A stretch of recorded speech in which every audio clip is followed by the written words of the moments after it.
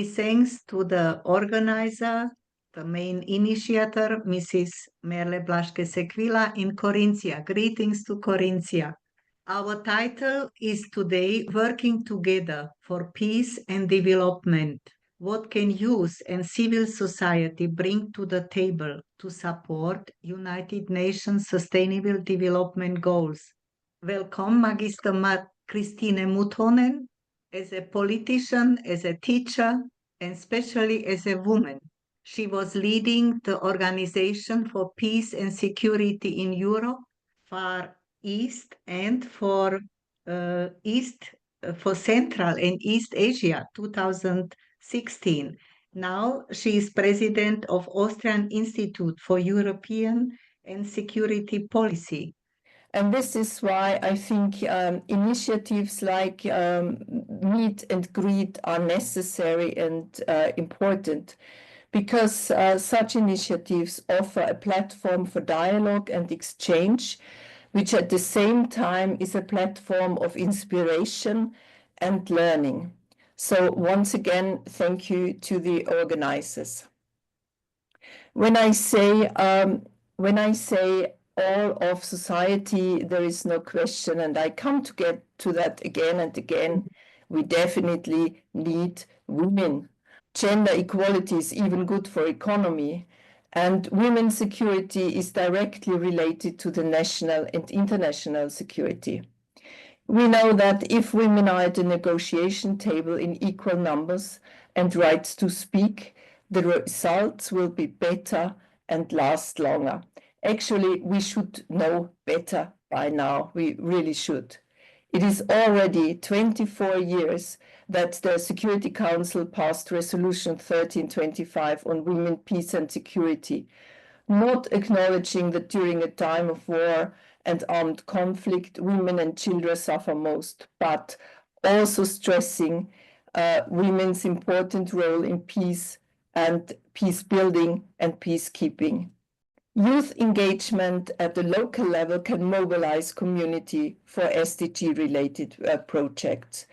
And youth organizations can offer capacity building programs, especially in education, leadership, and technical skills, equipping young people with the necessary tools.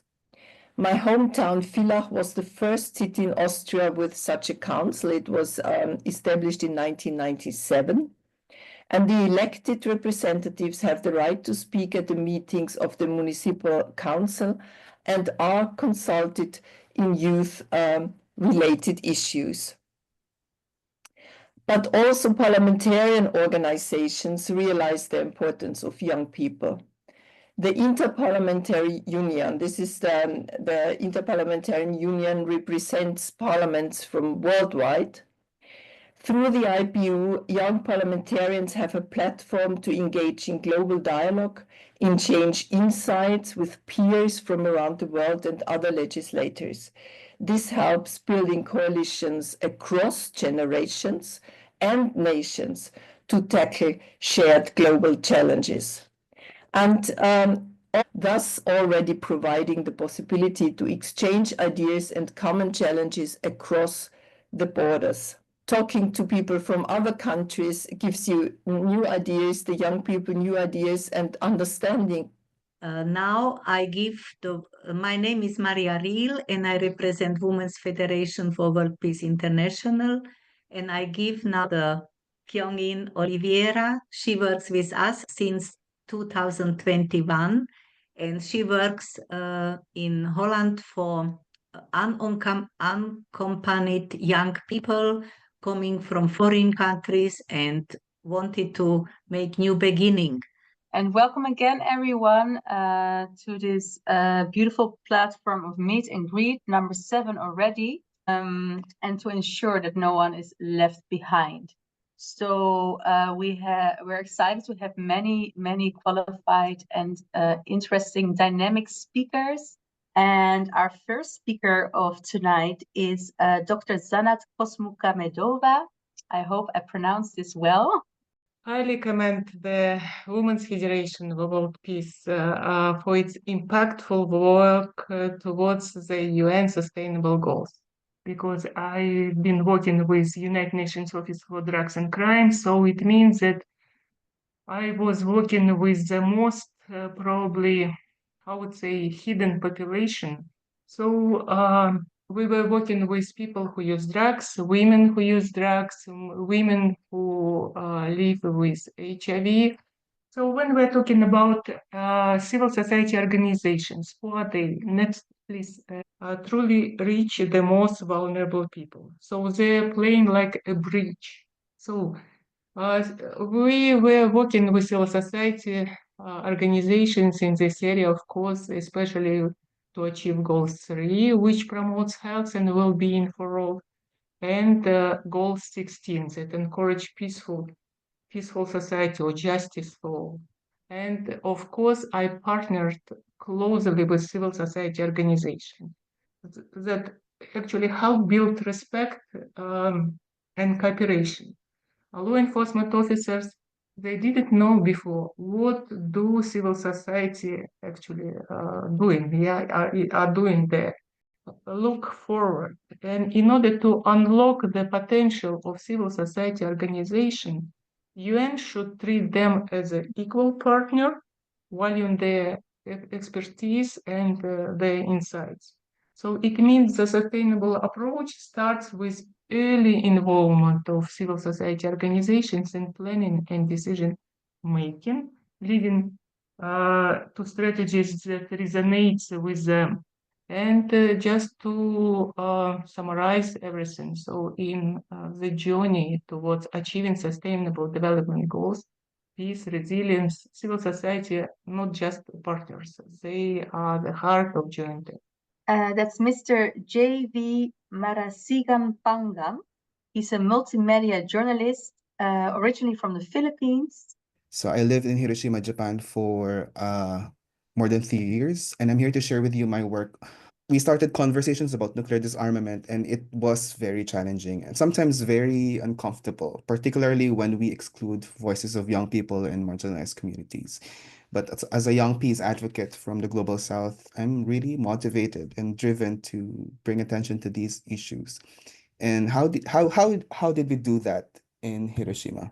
Such as the NHK, Asahi Shimbun, Chugoku Shimbun, Hiroshima TV, among others. We even penetrated TikTok, Instagram.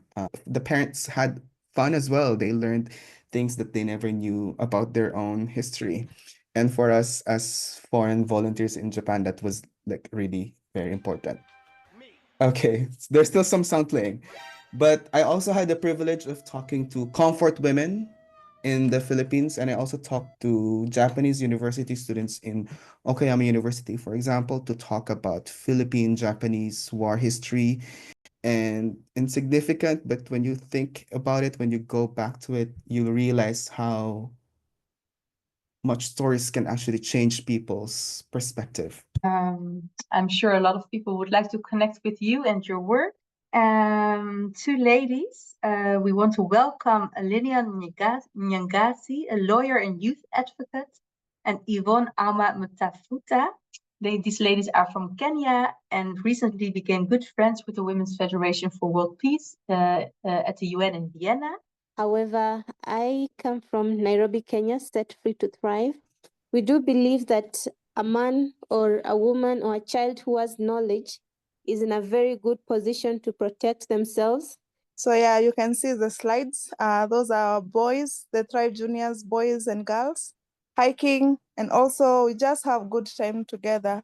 And the youths or the teenagers really love this because when we go out, they explore because we are keeping both boys and girls to stay in school and also to stay away from harmful activities out here.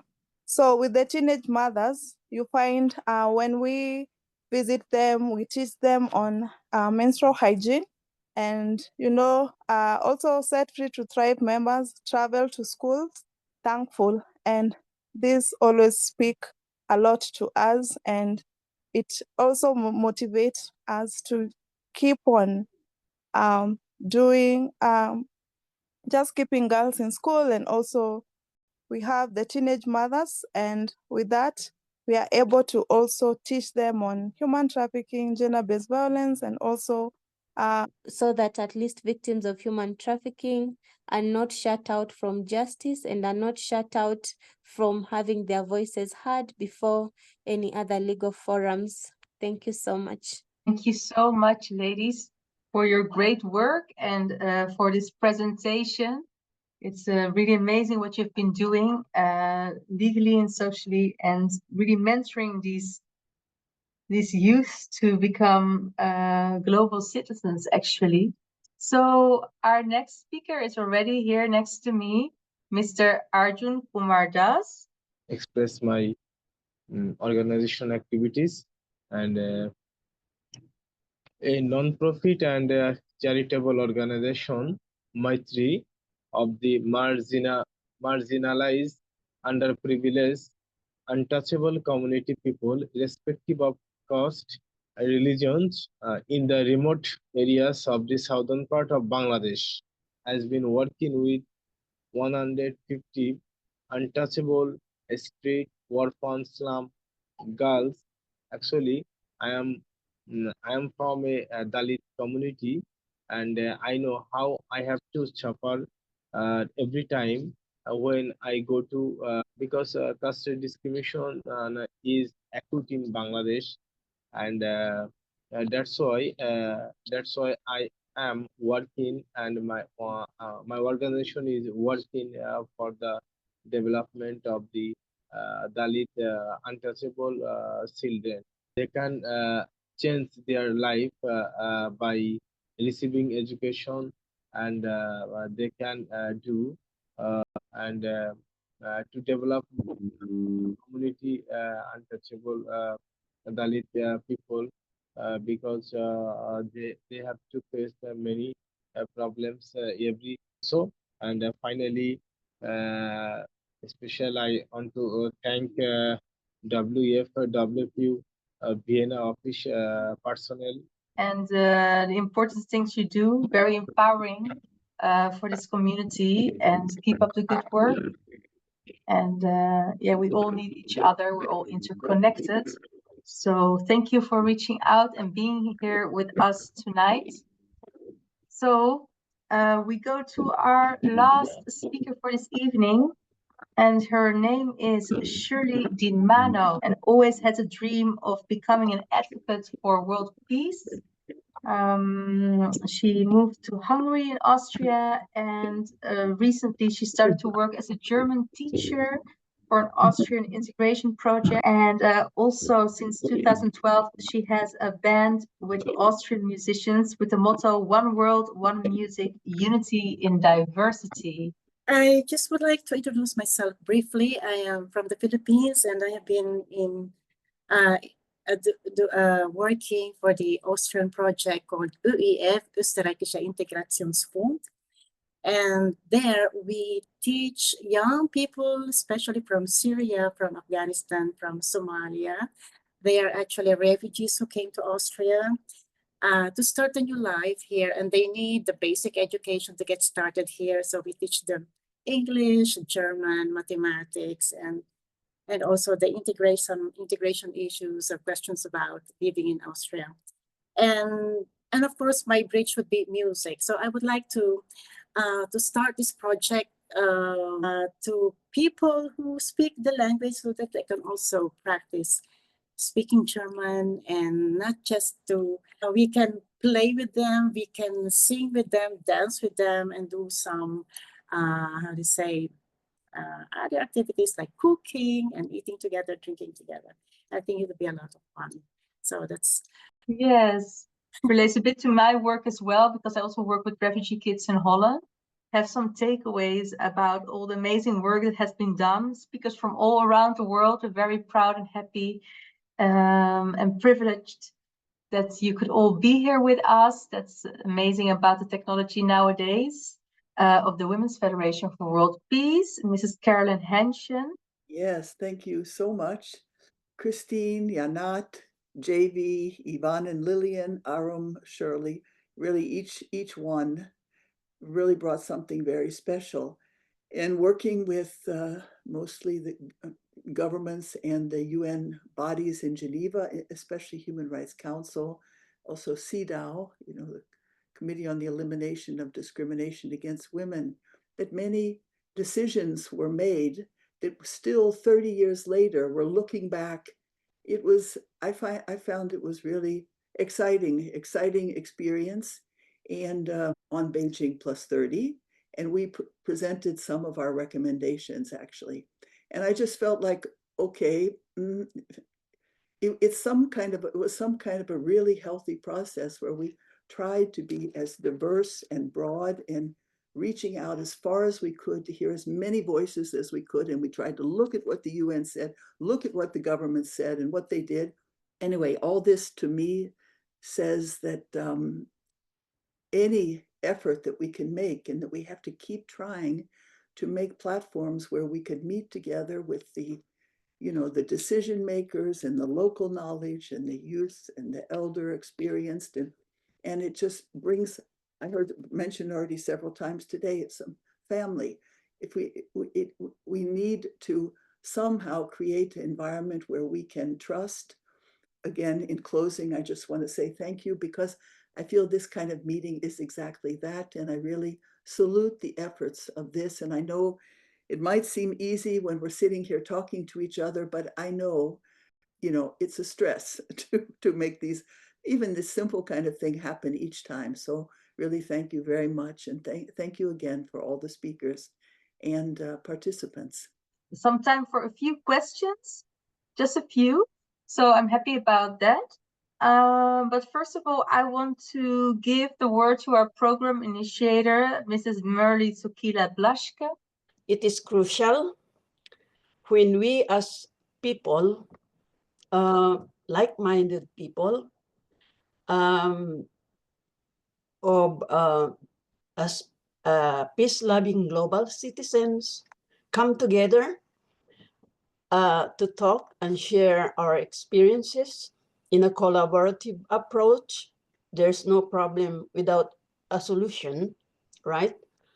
And I do believe anything can be transformed, especially at these challenging times of history, in which cultivating a culture of peace is necessary to build a better world for all. I want to thank all who have devoted their time to participate.